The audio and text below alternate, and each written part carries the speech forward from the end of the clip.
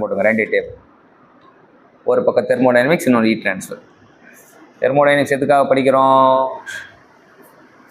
Heat transfer எதுக்காக படிக்கிறோம்?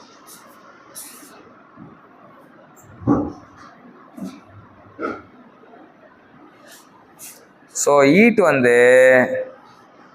ஹீட்டை மட்டும் பற்றி படிக்கிறது தெர்மோடைனமிக்ஸ். இங்கே Q அப்படின்னு வாங்க. Q ஜூலில் இருக்கும். Heat transfer Q joule. அப்போ எனர்ஜி இங்கே முழுக்க எனர்ஜி. அப்படி எனர்ஜியை பற்றி தான் படிப்போம் தெர்மோடைனமிக்ஸில்.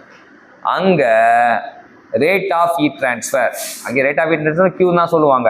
ஆனால் அதோட யூனிட் ஜூல் பர் செகண்டில் வாட். ஹீட் ட்ரான்ஸ்ஃபரில் படிக்கிற ஹீட் ட்ரான்ஸ்ஃபர் ரேட் வாட். சரி, ஹீட் ட்ரான்ஸ்ஃபர் ரேட் வாட்.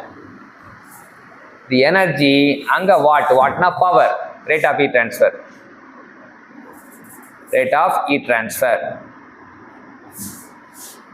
சரியா? அது ரேட் ஆஃப் ஹீட் ட்ரான்ஸ்ஃபர் தான். அது வாட் யூனிட் வரும். இங்கே ஈக்குலிபிரியம் கண்டிஷனில் பார்ப்போம்.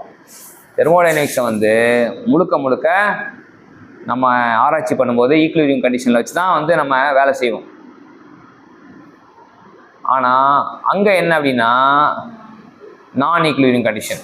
ஹீட் ட்ரான்ஸ்ஃபரில் நான் ஈக்குலிபிரியம் கண்டிஷன். சரியா?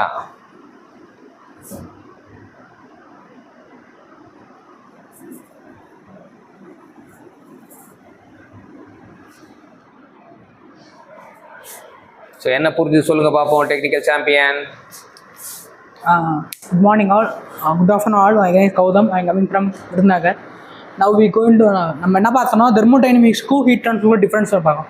தெர்மோடைனமிக்ஸில் நம்ம ஹீட்டாக மட்டும் படித்தோம், அதாவது எனர்ஜியாக படித்தோம். It's in terms of joules. But in heat transfer it's rate of change of rate of heat transfer. ரேட்னாலே பெர் யூனிட் டைம். அதனால joule per second it's in watt. ஆனால் அது பவர் டினோட் பண்ணுது. அண்ட் இதில் தெர்மோடைனமிக்ஸில் கண்டிஷன்ஸ் ஈக்குலிபிரியம் மட்டும் இருக்கும். Heat ட்ரான்ஸ்ஃபரில் நான் equilibrium கண்டிஷனாக இருக்கும். இன்னைக்கு ஏன் ஹீட் ட்ரான்ஸ்ஃபர் படித்தோன்ற காரணத்தை கற்றுக் கொடுத்த கௌதம் டெக்னிக்கல் சாம்பியனுக்கு தேங்க்யூ சொல்லுவோம்.